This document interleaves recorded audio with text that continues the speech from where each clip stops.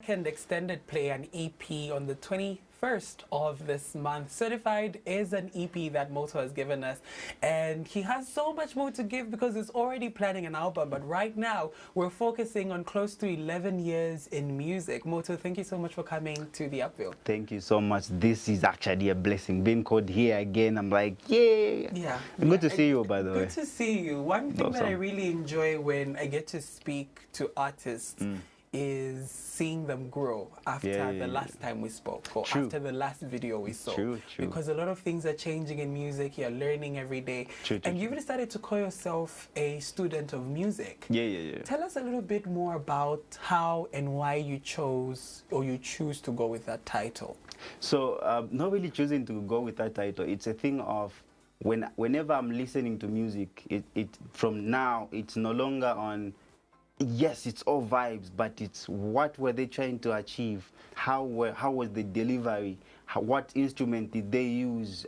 What technique on the mixing did they use? The promoting strategy, how did they use it? The rollout plans, what were those dope factors that you point out? You'll be like, I loved how they executed this one. I loved how the artwork was. I loved how the visuals was. Okay, that font was really great. So it's like, it's not only from the music side on the instrument, but it's like a whole release on its own, the way it was embodied. So it's like, I'm learning most of the times because I come from KNB Records and I'm one of the managers there.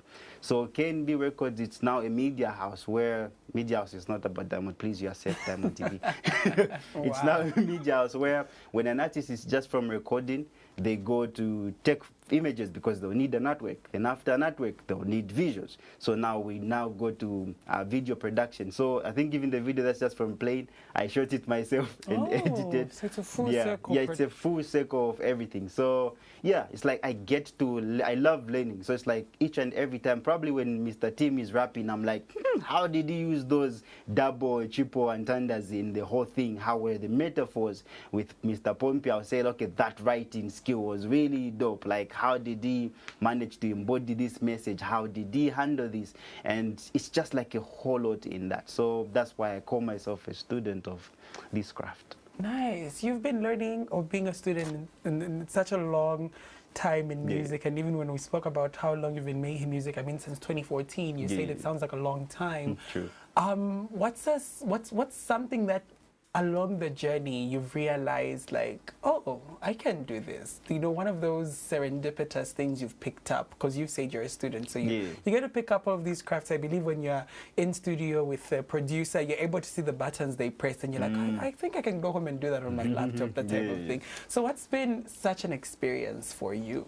Okay, there've been a lot, but one thing that has stood out is me just learning, having interest in the production side of the music, because there are sometimes, and even with the videography. So let me explain on the music side. So on the music side, I've had an interest in learning on the beat making and even recording. So this project I recorded myself, just recording, press start. I record, I arrange everything right, and just call people like, here, this is how I want this, this is how I want this to sound. This will be track number what, this will be track number what. So like having all that written down, I had that. So it's like before everything, I was just like, I'm going to leave it up to the producer. He's going to do his magic, and I'm just going to be like, yeah, let me write, get my pen, my book, and everything is done. So that's what I've learned. And then when it comes to the production side, I've had, most of the times when I'm writing songs, I get to visualize everything. So it's like I'm having, for example, with visuals like Ambue, I was writing, there's a part where, I don't know if people noticed this, there was a part where when I was writing, I was breathing. So it's like you are more like coughing. So even in the rap, I was actually coughing in that. So it's like I had the video in my head playing before I even finished writing. So even now, so which now translates to the visuals. So like now I have got more interest in visuals, and then we've got a director that we also work with, Director Drico, which he's an amazing mind. So it's like me and him, when we're put together, we actually do some great stuff. So yeah. That's been Let's talk about Certified, the EP. This is your second extended play. Sure. Your first one being released in 2019 in January. Why has it taken such a long time to say, let's put my songs together? Because I believe the songs you've released between now and then are more than songs that can go into an EP. They can even make an album. Why was this year, this time, this season, the right time to give another EP? And also, you spoke of formulating an album in the process. So what stopped you from making it an album and saying we're going to divert into an EP? Okay, so when it comes to me working on Certified, I had the picture of I want to release an album. But along the way, King Nachi came up with an idea. It's like, bro, I want to create EPs for artists. And I was like, oh, cool, great. So he picked Salia, one of my, I love her so much. And Case Adams, one of the amazing guys we have here. And other guys. So I was one of them. So, because Nachi is my friend. So I was just like, bruh, so am I also part of the artists that you're going to pick? So, like, you can see me, right? So I had to be part of that list. And then I had to create everything in that space because I was really longing for this moment. It's like, yes, he's my friend, but bruh, this opportunity has come. Let me utilize it. So from there, going way back from the time that I released Lizulanga, I wasn't under management. Then I came under management under Explode Plus, where it holds artists like Legend Son. I think it had Destro, if I haven't mistaken. Yeah, so like Legend Son and these other guys. So under management, there are things that you would want to do, but the label will be like, no, right now we're just trying to put your face out there, not the music side. So it's like there was a structure like that was put in place. So like after that period, I think the contract ended, and then now I was like, bruh, so that period after Lizulanga into Certified, there are like some singles in the middle, which have actually even parachuted me to be where I am. Even the audiences that I've had, like I really had an amazing time at Explode Plus, which is managed by Mr. Abel Black. So from that period, now I went to be with KNB Records. Then from that period, that's when now we had Certified. And why Certified? Because I felt like I've grown to a certain level, and before I put out an album, I need to test out the waters. That's how, for lack of a better word, to test out the waters. Because when you think of Moto, most of the times they were thinking of Tumakalindula, Dindula songs and whatnot. But on this one, like I went all out from Amapiano to having, because even the title track Certified, it's got some Afro vibe to it. So it's like there's a whole number of genres, because an extended plates initially, like you're just tapping different sounds to see what people gravitate towards more. And then when you are now creating an album, you've got that full scope of, okay, this is the sound that people are really vibing to, and let me make more of this. Or no, let me also try to transition and do some, let me just try to figure out how I'm gonna do this. So it's like an extended play for me. If the Certified one was more of, let me see what people like. And praise God, it's like everyone loved everything. So now I'm just like, so which sound am I going to focus on? So it's like I've got a full scope of how I'm going to work around the album, which even gives me more room to experiment even more. It's like, oh, you've never heard Moto on a jazzy beat. So we're gonna tap into that. Okay, the a cappella stuff. So like, though I had a lot in my head that I couldn't just box up in one. Like there are songs that I even left out from which didn't make it in the EP, which are really dope.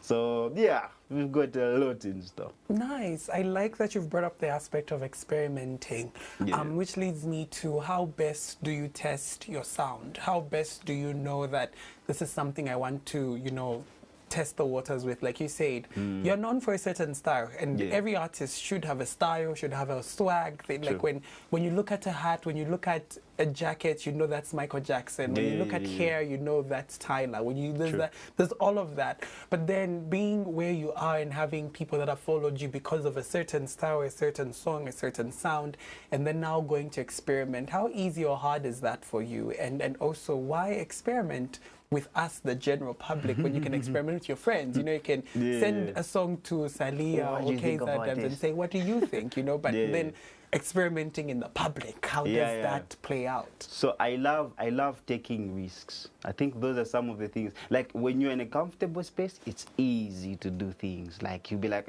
I know people already love this, but just taking a risk. I think taking a risk is where growth becomes, or that's where growth is. If you are in a comfortable space, for you to grow, it will be really hard. That's why you get to find that sometimes, I think I was watching this funny video of a kid who didn't know how to swim. So they were like, this boy doesn't know how to swim. So what the man did, just got the boy and threw him in water. But then the boy, unfortunately, or fortunate enough, they and went back. I was like, oh, cool. That's how they taught that kid how to swim.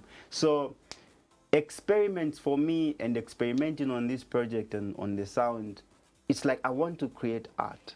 I don't want to be boxed. So when you speak of art, it's like, yes, red is supposed to go with, let's say, maybe blue. But for me, I'll be like, okay, what if I take red? Let's even look at how that was placed. Like, okay, there's how the color coordinations were. I'm like, what if I don't take red and put it with blue? Maybe I just get purple and placed it with orange. Just like you're just experimenting. So like now that's art, because you are getting some weird stuff that you're like, this combination cannot be there. So it's like similar with me. You get to say that, okay, Moto is a rapper, and then you get to hear me on a song I'm featuring Ephraim. You'll be like, this one could really be good. Let me try to listen to it. What would happen? And then you get to find in the song Ephraim is rapping. Wouldn't that be great? So it's like I want to create art, not really create things that are already there. It's like, why should I even take a listen to you? It's like I'm just giving people a reason for them to listen to me. Not, we already know it's going to be a verse, chorus, then chorus, then nyimbo asili. What if I just do a chorus and a long verse, and probably it even ends there without any chorus? So it's like that's the space that I'm in. It's like I just want to do different things and just see what works. Nice. Let's talk about Mapoto, a song that you featured Shezi on, and we're gonna play. How does the whole process of collaborating and bringing someone on work for you? Because music, in as much as is shared with the world, is very personal. How then do you let people into your personal space, still let them know the vision you want to go for, but not be too controlling as to a point where, you know, the song is still your song? How do you let people have creative expression on a collaborative project but still maintaining the direction? So most of the times when I'm featuring someone, I usually get to have them in mind, but not have their sound, still maintain my sound. It's a thing of, if a person wants to listen to, probably, let's say, Pastor Gift Kaputula on a song, the people who listen to Pastor Gift Kaputula, they won't go to the to my song. Like, it's my song, I'm featuring him. They wouldn't want, especially even my followers, they wouldn't want to listen Pastor Gift Kaputula's sound on my song. You know what I mean? They want to hear my sound and him on it, because it's my stuff. It's like, if a person is visiting you, right? You won't get their house set up and want to make them, like, I want them to feel comfortable. So like, you bring them in you get their setup, how they arrange their tables, how they arrange their chairs, and put the same arrangement in your house, because they are coming through. You still maintain your house the way it looks. You're just inviting the person. So referring that to sound, it's like I'm just inviting a person because I love how they deliver. I love how they embody the context, how they handle the messaging and all that, and put it in the song. So it's like with me, collaborations, that's how they've been. I still maintain my sound. I still maintain everything about me. I'm just calling an artist to be there. And then one thing that I usually make, because Shezi, I can't say is in the gospel side. He's just a person who does conscious stuff. So for me, him coming into my space, he has to know first that I'm a Christian. And even the messaging and everything is going to be Christ-centered. So it's like you already set those boundaries. And even him, the way he handles himself, the way we do the writing and all that, I get to be part of the process. And it's like, okay, here it's like this. Okay, why can't we make this word like this? Can we change this? Can you change this? So it's like this now more of a collaboration. Because I think all of the features that I've had, I think the only one that I was sent the vocals, it's from Mr. Coppola Pastor, the Coppola Pastor, I think on track, the Become track. So these other ones we are recording together in the studio with Case, Shezi, And there's one with Esther Chungu and James Sakala. Like, we were in one space and just even throwing ideas. Here, add this word. No, okay, this one won't make sense. Okay, what does this word mean? Okay, it means this. So it's like, it's just that. So the energies, it's what really defines. It's not like, no, I don't have any rights to control what the other artists have. Like, I've got a certain warm space that I make everyone comfortable, especially when we're working on something. Nice, Molto. Thank you so much for coming to the Upville. What's coming up for you as the year closes off? So more visuals, and more visuals from this project, because I think we've got 8 songs. So pretty much each and every month going forward, you'll be receiving visuals for the songs. Amazing. Molto, thank you for coming. Thank you so much. That was our conversations with creators. We now take a listen to Maputo featuring Bad Boy Shezi by Molto. On the other side, Cardi B opens up about her divorce. And also Taylor Swift and Travis Kelce